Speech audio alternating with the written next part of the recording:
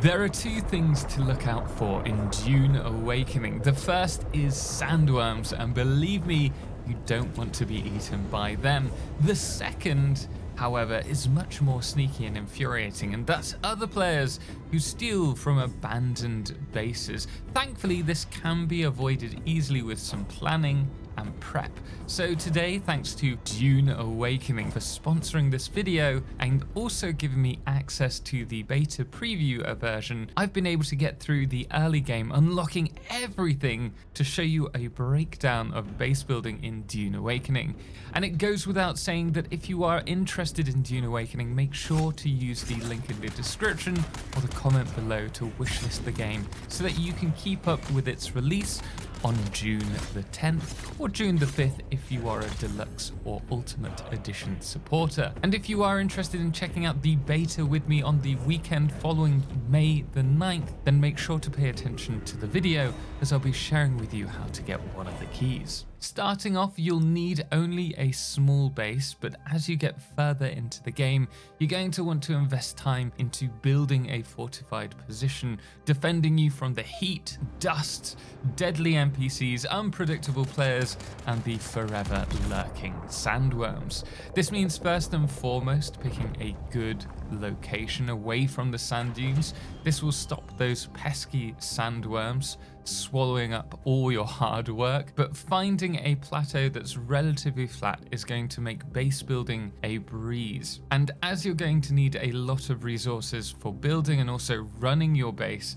then it's also good to consider what resources are nearby. Granite and a steady water supply are definitely necessary. Scrap metal is good to have if you're wanting to decorate your base more, and then having ores nearby will also make your crafting experience much easier as well, whether that's just copper or if you're moving into other areas where there's iron or cobalt. And if you find yourself near to a lab, then all the better, as this means you'll have regular access to special schematics. Now, these schematics can be used to build a single unique item, which comes with incredible buffs. So if you want to have multiple schematics to sell or to have in case you die to a sandworm and have to get more equipment, then having a lab nearby makes for easy raiding. And I believe the schematics will change regularly, making lab raiding a necessity for many.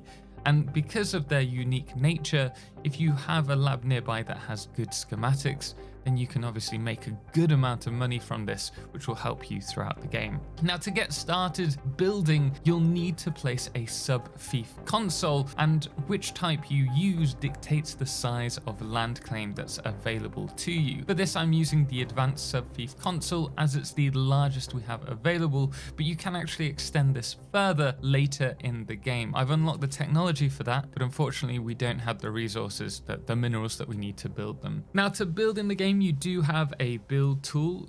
Using this allows you to use several build modes, cyclable by right-clicking using the right mouse button. There's a build mode for building, obviously, piece picker, which allows you to sample pick an item that you're looking at, repair in case your base has been damaged, move, which allows you to individually move placed decorations and production items, and finally demolish to individually break down items. Now, I planned this particular facility to be large, overlooking the dunes, hopefully standing out and looking quite magnificent.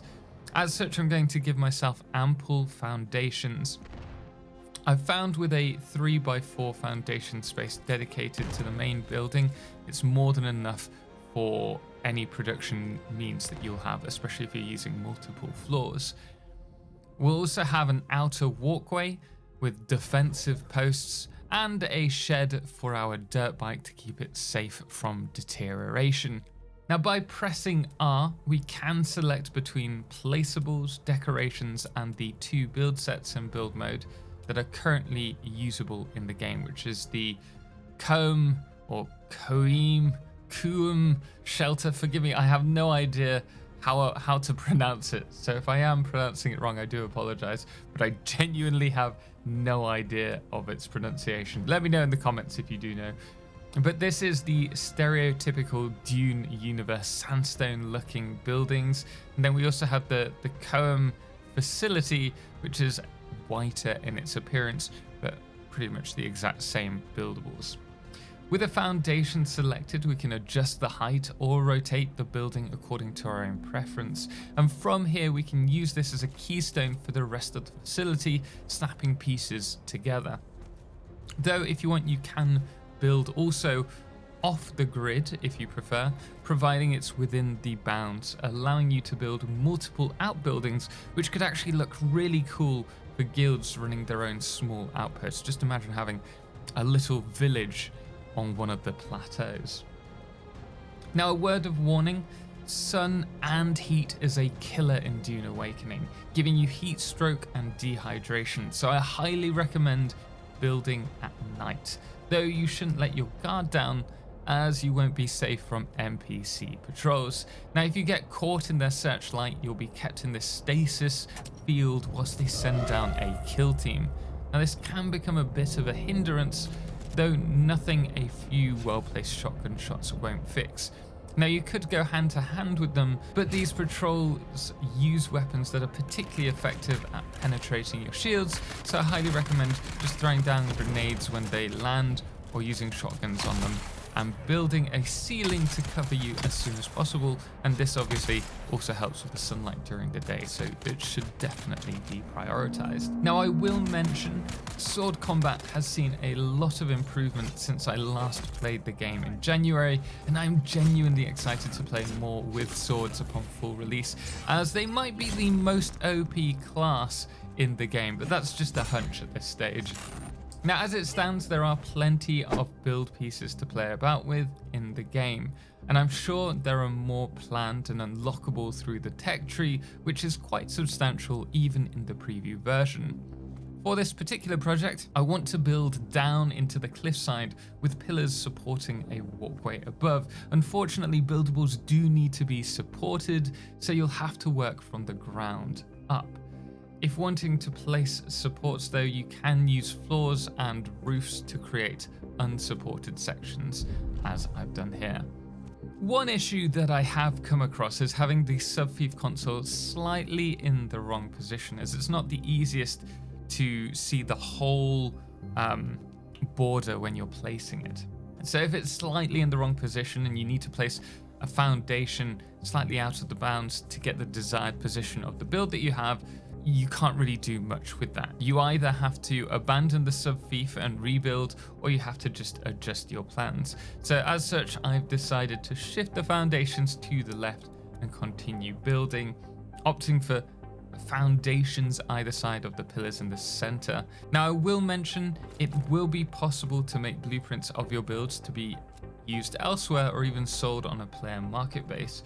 So we'll find smaller blueprints easier to use on full release.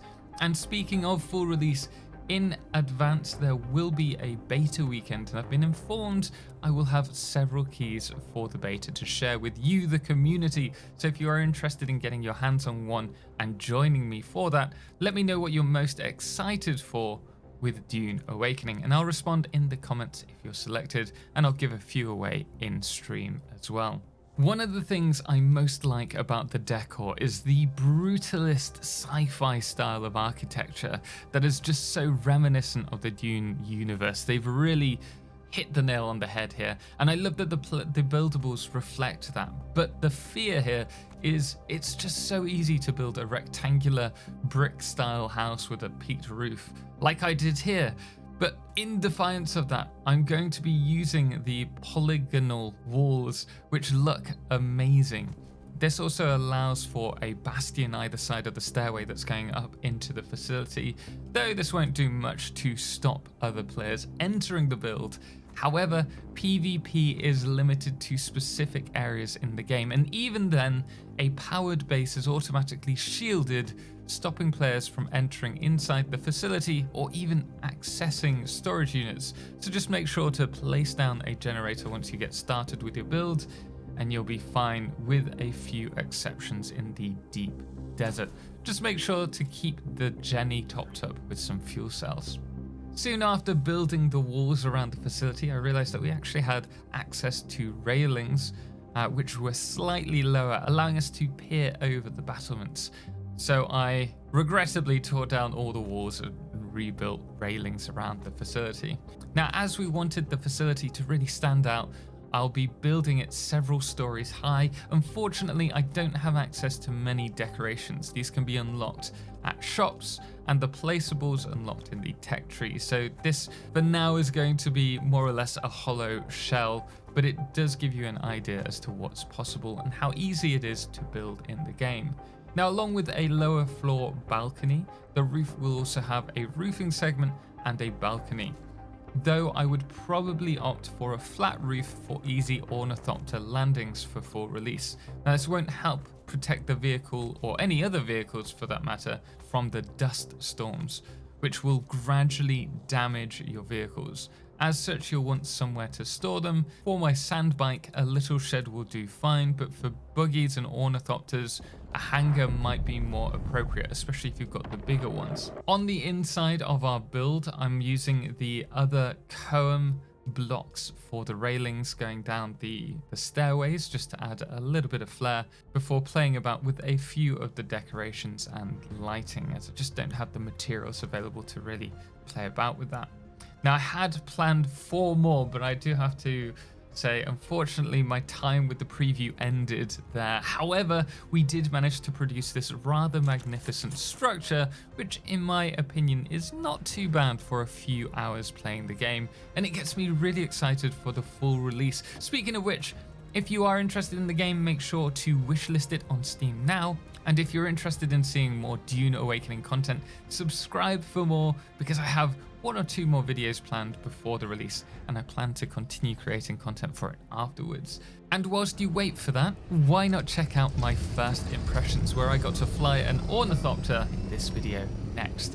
Thanks as always goes to Funcom for sponsoring this video, and to all our incredible supporters on Patreon, most notably our Lunas, Firefless, The Calamity, Ben, Star and Seeker Kala, as well as our Blood Moon of the day, which today is Shlom.